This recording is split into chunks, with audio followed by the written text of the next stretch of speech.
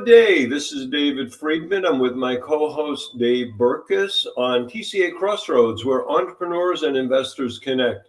And connect they do. How are you, Dave? And connect they do. Hiya, David. It's a very good day. We are now in the beginning of fall, for those of you that are counting.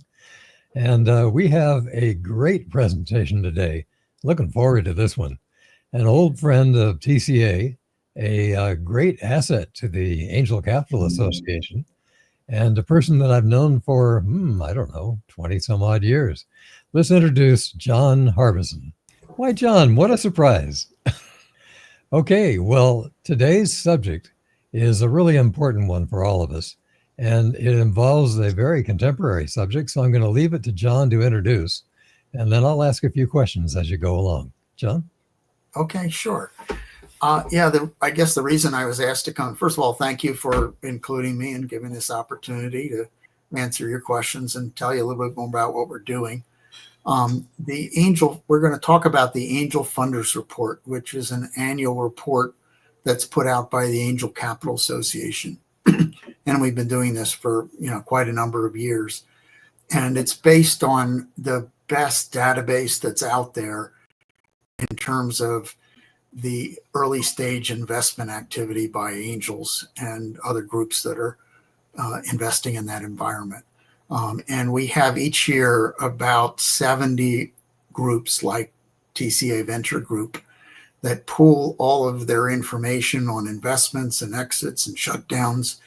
And out of all that, we start to see what kind of trends are emerging and see where we are, both in terms of the investment activity, what's hot, what's not, and also what's happening in the exit world and shutdown world. So anyway, that's the context. It's a difficult thing to track because right, all these individual angel investors, don't really like to talk about what they're doing, and the sources that are out there, the PitchBooks and Crunchbase and so forth, don't have the direct information. So this information is coming directly from the investors, often with the input from the CEOs. So it's a pretty high quality database. And it's, I think, very representative of what's happening in our asset class. So anyway, that's what we're basing this on. So am I remembering that this began 5 or 6 years ago or even more with you for TCA and our data and the Central Texas Angels, and that was it? Yeah, some groups have been reporting on the returns. Just speaking for TCA, I joined TCA back in 2003. Right. And at the time I joined, I asked, how are you guys doing? And the answer came back, we don't know. I thought that was a really poor answer because it either meant you didn't care or you knew what the answer was and it wasn't a good answer. So there was no good way to interpret that. And so we kept doing that for about 10 years. And then I decided I would figure out how to answer that question. So back more than a decade ago, we started really tracking all the returns at TCA. As you said, CTAN has been doing this from inception. There are a few other angel groups like Launchpad that got good data on their returns.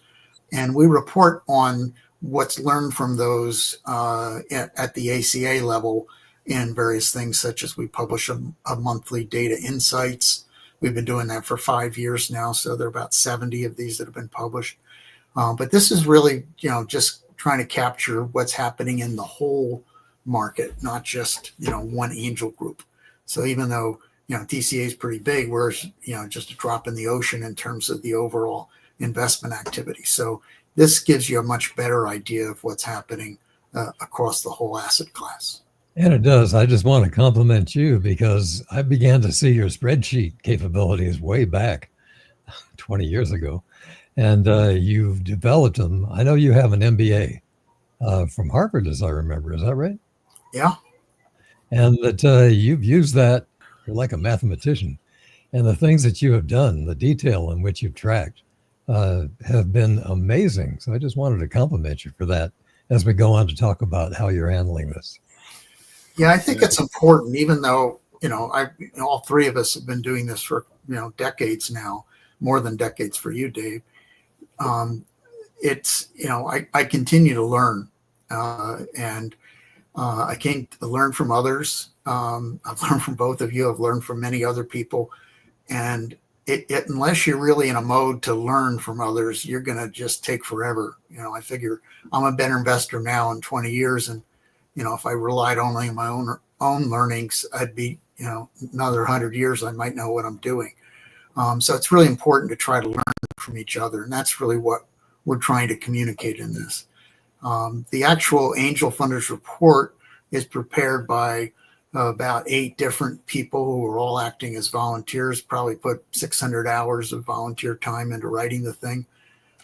So there's a lot of information there that we can talk about, and some that are very relevant, and we as investors really need to know what's going on.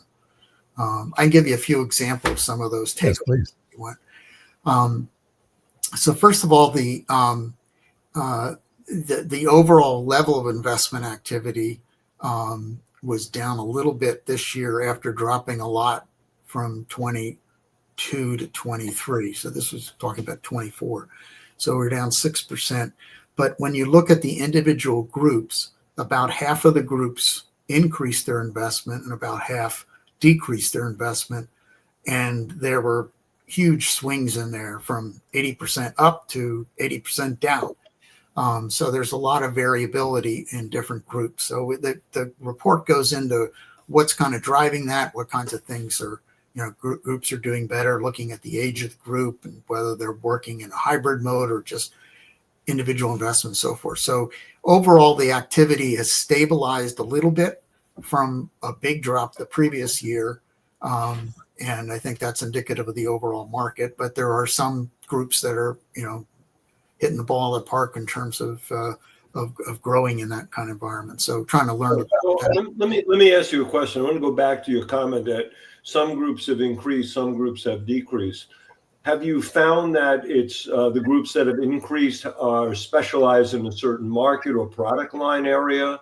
The ones that meet personally versus the ones that meet virtually? I'm just trying to get a perspective because it may be important for not only the investor, but also the entrepreneur who may want to present to those groups that are characteristically doing something different or better from their perspective. I think really it gets down to execution. We did cut it by the size of the groups. Mm-hmm. And there was a wide variety. If you took the larger groups and the smaller groups, the previous year, the smaller groups were growing bigger than the larger groups. This past year, the larger groups were growing a little bit better than the smaller groups, although there was a wide dispersion in both of those. The kinds of the groups that are in a hybrid model, meaning they have both direct member investment and a fund associated with it, seem to be doing the best in terms of the level of investment that they're generating. And there is at this point, many groups, most groups are moving into either a pure fund mode or a hybrid kind of mode. So if your group is just doing direct investment, that's really something to consider, because not only does it bring more dollars to bear on the investment, so your group's more relevant to investors, to angel or entrepreneurs that come to you, but it's also you're going to end up having a better set of diversification through those kinds of funds, which is a couple of questions about that. Did you cut across the age of the angel groups? Yeah, the larger groups are growing slower than the smaller groups, and the larger groups tend to be the older groups. So there's charts in the report that look at it by age, and do look at by the magnitude of how many members they have and things like that. There are some important things. The smaller groups are actually generating more investment per member than the larger groups. So the large groups have a lot of people who are not as active, and so the average investment being made is less.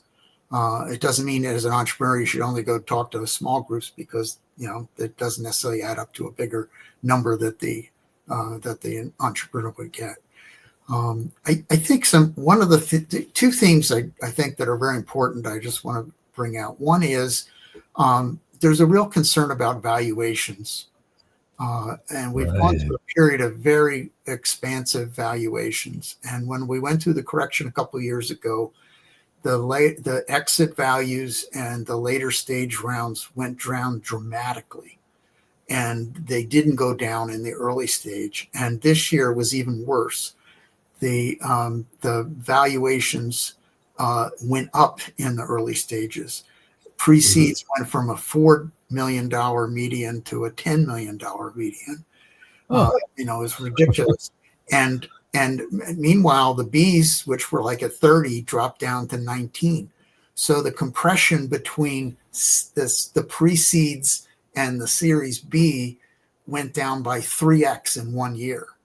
And that compression is really important. There's a couple of things. One is when you start out at higher valuations, it's hard to see 10 years from now when you look at returns, how you're going to have the same returns we've seen historically when they start out so high. That's one thing. And then the second thing for the companies is when they start out so high, it actually makes later fundraising much more difficult. Right. Because you're constantly hard to get money at that valuation because you pay too much up front. And then later stage investors will want to come in sometimes with a down round, which can be pretty fatal for companies.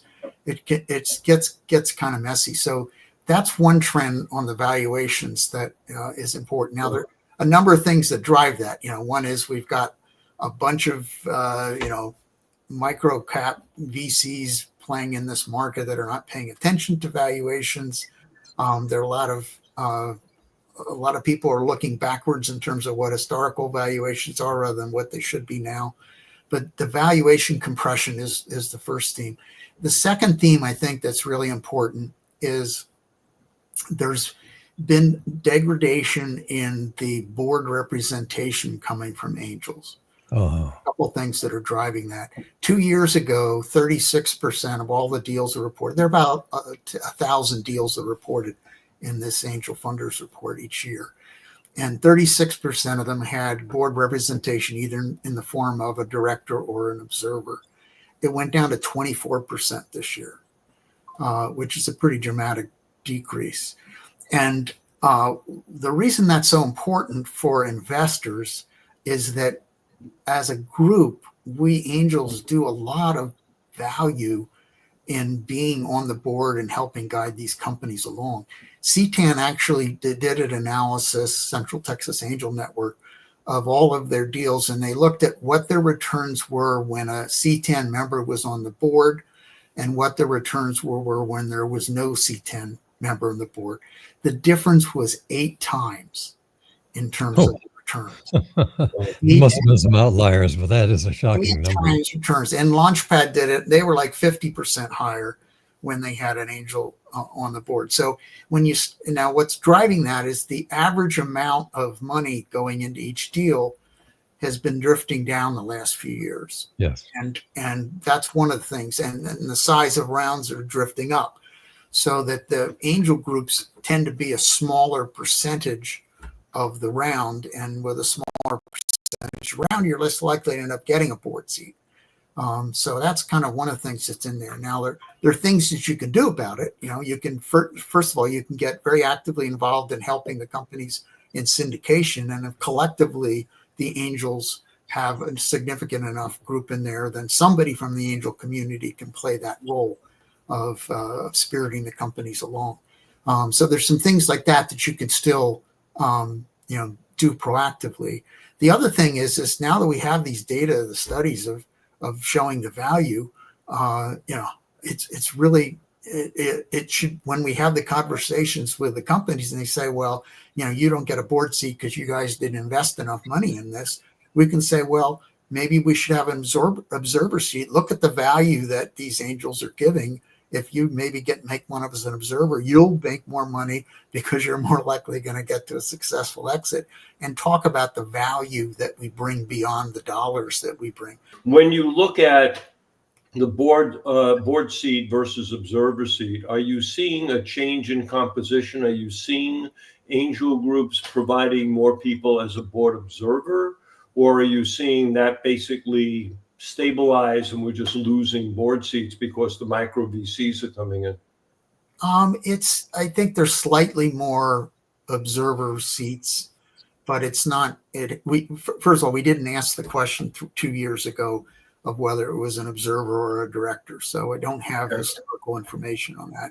But the sense that I have is that we do ask that information now, so that if you look at the report, it shows you what percentage had nobody, which ones had only board, which one had only observers, and which had both boards and observers. So there's that information is in the report if you want to go look at it. But we don't have that historically. So for the historicals, we added the board and observers together. But and I had one other quick question on valuation. I want to go back to that. When we look at valuation, are you seeing a difference in the deal structure, be it a convertible note, a safe, or equity? Are you seeing a shift there? And are you seeing larger rounds being in the convertible notes or the safe or equity? What's the complexion of change in those? Well, first of all, preferred equities is still the preferred within seed and Series A. It's about half of the deals are in preferred equity, and that's been fairly stable over the last few years. Safes have become much more of a factor in the pre-seed rounds, and have grown significantly in that to be meaningful. They're almost non-existent when you get out to Series A and beyond. It's the pre-seed and the seed, and in seed even they're mostly convertible notes or preferred equity. Right. It's an important question, David, because one of the things that we explored in our data insight series, which was, where you're most likely to get the best returns, and we all had opinions on that for years. But Launchpad did an analysis of all the deals they'd ever done. And then they looked at their returns, both realized returns and unrealized returns across that whole portfolio, because they track it all with great detail through the Seraph tool, which is a software program that they developed, which is available commercially to do that. And lo and behold, preferred equity got better returns than convertible notes, and safes had the worst. Safes are fairly new. The angel groups have been around for about 25, 30 years, like TCA Venture Group.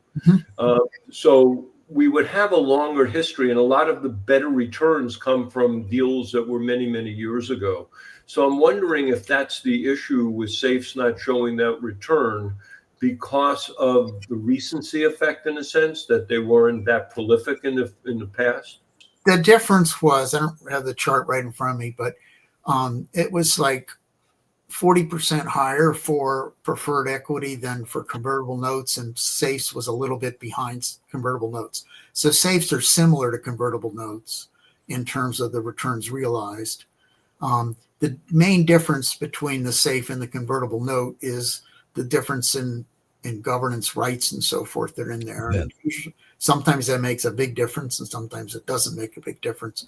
The reason why the convertible notes are not realizing was the thing we all hypothesized over the years, which is that it's one thing to do a convertible note because I'm in negotiation with a serious investor in Series A, and it's going to close in 2 months, and I need a little bit of money to keep the lights on and not being negotiated, into the netherworld by an aggressive VC. So a short-term bridge is fine for a convertible note, but it got away from that to a lazy man's way to avoid the conversation about valuation.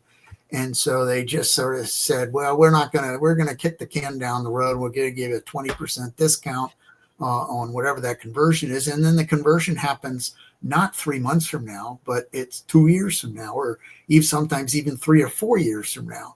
And the whole way portfolio returns go up in this kind of portfolio is you need to have that early lift as the thing goes from pre-seed to seed and seed to Series A, or you'll never get it later on. And so by locking in just a 20% discount, the ones that don't get to the point where they get that follow-on funding they go out of business. And the ones that do get there, they need to have, at least a 2x, 3x kind of uplift, not a 20% uplift at that point. So on a portfolio basis, you need to get like 50% a year across anything expected. So if the ones that get to the conversion, haven't increased by 50%, they're not going to cover the ones that didn't increase at all and went out of business. So you've got so many things that I could be asking and commenting on. Let me just pick a few of them while we're at this. Number one, my experience was that I made my money going in, meaning low valuations going in.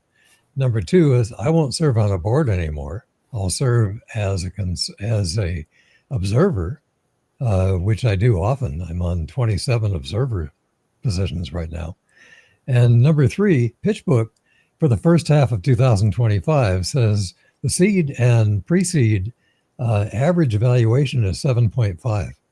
So yes, it has come down, but in my opinion, it hasn't come down enough given the amount of risk. And so there is that problem, and we do have to talk about where we are, in our case, Southern California, compared to the flyover states. Yeah, I think your point about observers important role. I serve both on board as a director and as observer. And my observation is that when you're all in the room and having the discussion, it really doesn't matter. The important is you have a say in what's going on. If you see something that's awry and needs some help, you jump in and try to help.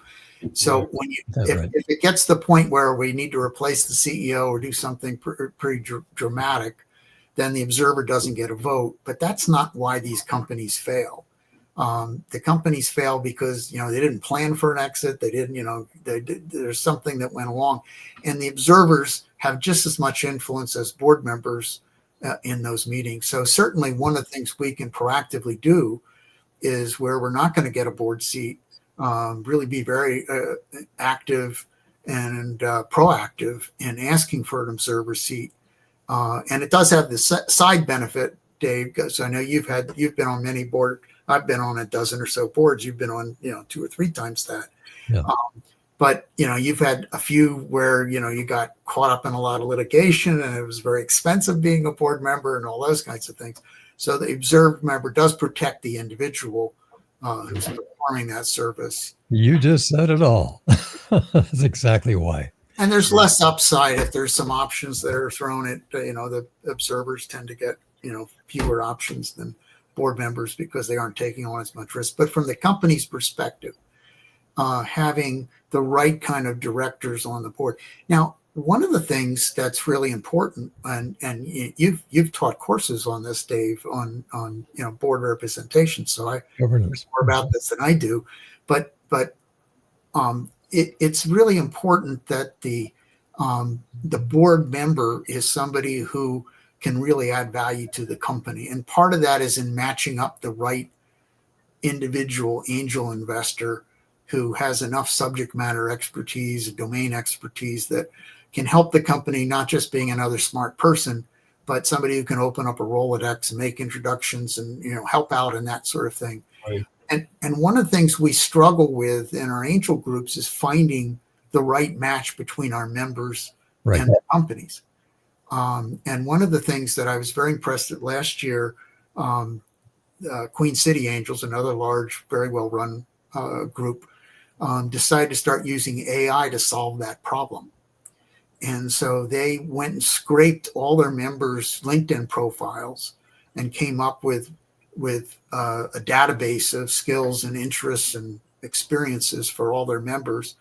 And then when a company applies, they immediately use AI to say, well, these are the kinds of things we ought to be working on.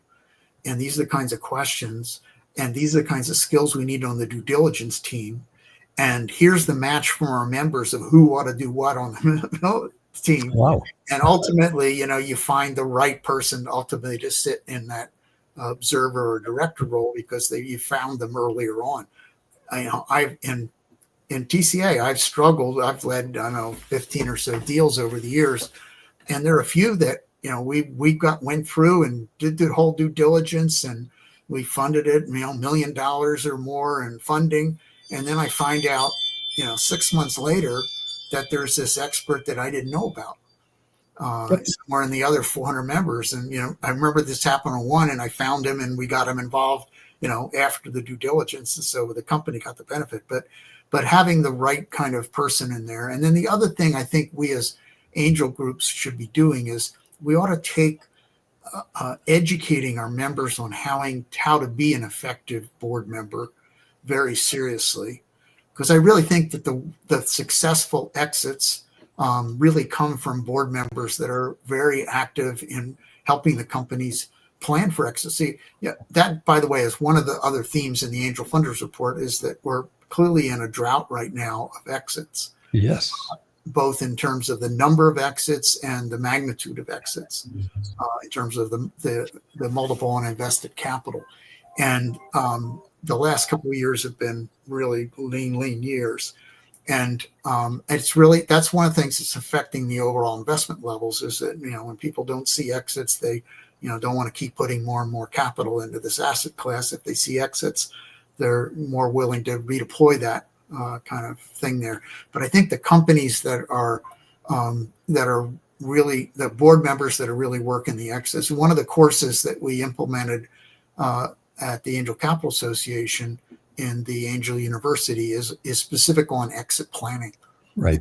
And it's to help people understand. It should be part of a regular board conversation, because too many times a company's kind of going along doing mostly the right things, and one of two things happen. One is they get an unsolicited offer from somebody and they have to know what to do with it, and they haven't had any relationships with any other perspectives. There's no time to do anything, so it's a sort of a take it or leave it. Do I want to take the risk off the table?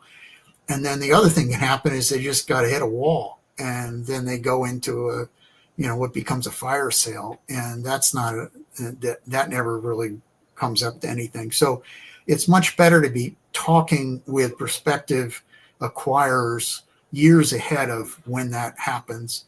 And when you get to the point where now we think the board thinks the company is ripe for looking for a strategic investment or a strategic partner or an exit, you've already got, which of the 10 companies that are in there, and they kind of know who you are, and you can get that stuff kind of happening. So I think that's the best practice, but we all need to do better in teaching our members how to do that. And being a board member isn't just showing up for a meeting, every couple of months and pontificating for an hour and then disappearing. That's not a good. Couldn't agree more. So I'm still on 10 boards, John, and I push every other year for that very question. And yeah, I teach on exits as well, as you probably know. And I've got 2 exits working right now. So it's beginning to happen again. We said that it would take until 2025, as we all cried through 2023 and 4. And if it hadn't been for the rise in interest rates, we probably would have been more aggressive. The small cut that we just saw probably will help a bit. The acquirers turn out to be the strategics more than anybody else. And if you look at PitchBook, and I have, their first half report says that corporate venture capital has increased quite a bit and has helped a lot in acquisitions as well. So what you're saying is true. The 7.3 number that I gave as the average investment pre-money for our size, PitchBook puts it all into one number called early stage. I'm glad to see that we're doing more in detail even than PitchBook in finding these. What is the average value, and it's pretty hard to ask, of investment over the angel enterprise nationwide? I think we're up to about $450 million a year, kind of a number like that. Just on this, one other point on the exits is to give you an idea of how it's compressed. We now have a new thing in the FR where we have a gold, silver, and bronze medal for the 3 highest MOICs of the year. And TCA actually got the gold medal this year with a 22x on K-Stack, one that you're familiar with, Right. Dave. And the second place was only 14x, which was an Arizona tech investors. And third place was 13x, which was Queen City Angels. So those were, and you compare that in some of our previous years, Yes. we had a 368x at TCA. We had a 265x. We had a 235. So, I mean, these are, and the reason why TCA, if you'd invested in every one of the TCA deals, all 550 that we've ever done, and you put the same amount in every one, you'd have about 300 of them with outcomes now, and you'd have 5.5 times your money back. But it's driven by a few of those big ones. Now, I can say that, so far, we're only halfway through the year. TCA's, as far as I know, got the highest for 25. We have a 44x Parent Square, originally investment from Pasadena Angels, which is part of TCA Venture Group. And so the number's going up. That's good. Yep. But it's, 44x is not 360x. And I just can't imagine how you're ever going to see, 100, 200, 300x when you start out at 15 million. There you are. You just, the math doesn't work. It's focus on exit planning is really good.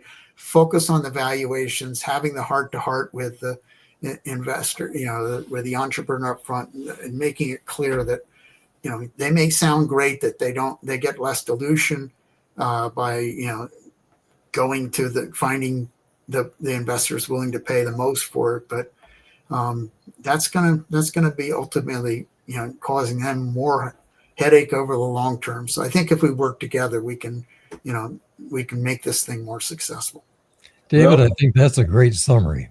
I was just gonna ask for that summary, and John preempted that, but he did. I think this has been great. I think there's some good advice for the angel investor. Make sure you're on a board or get a board observer seat. Make sure your valuations are legitimate, because you have to, in a sense, begin with the end in mind. What are you going to get out of it? And it goes back to Dave's comment, the best investments have been the ones that have been lower valuation early on and in multiple additional rounds. And for the entrepreneur, I think it's important to realize each group is very different. Understand who you're pitching to. Make sure you have a very good story saying why the valuation makes sense. Tell the story of why it's a good business and the business can grow, and why it's a good investable return. And I'll turn over to Dave for any final comments before we, see you around the ecosystem, John. Okay. So here's a thanks to John, and just the comment that both you and David, John, you and David did a great wrap up. I have nothing more to add. So we will do our best. Actually, given the amount of books that you have written and the omniscience that you have, I figured it would be more stuff, but I appreciate that personally. I can keep going, especially on exits, and we maybe have a session on exits pretty soon. Yeah, John, thank you very much. You've been very valuable to us and to TCA and to ACA. Okay, and thanks for all that both of you do. And with that in mind, we wish everybody good investing, both if you're an angel specifically, and good hunting for funds if you're an entrepreneur. And with that, Dave Burkus, John Harbison, and I wish you well.